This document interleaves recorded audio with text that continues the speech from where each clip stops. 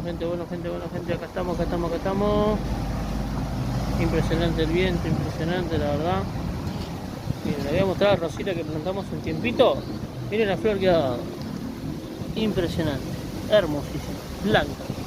Bueno, la verdad que se está levantando un viento hermoso.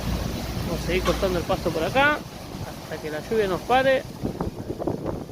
Bendiciones.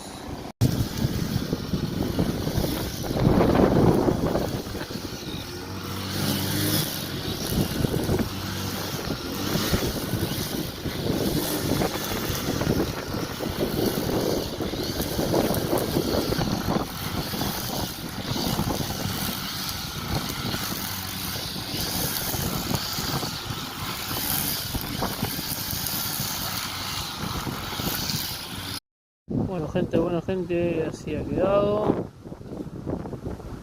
Espero que les guste. Cortamos el césped, hemos sacado un poco de yuyo, hemos marcado canteritos, cazuelas.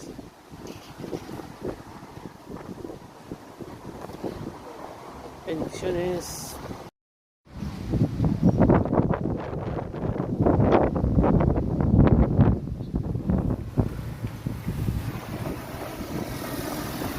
Bendecido día, gente.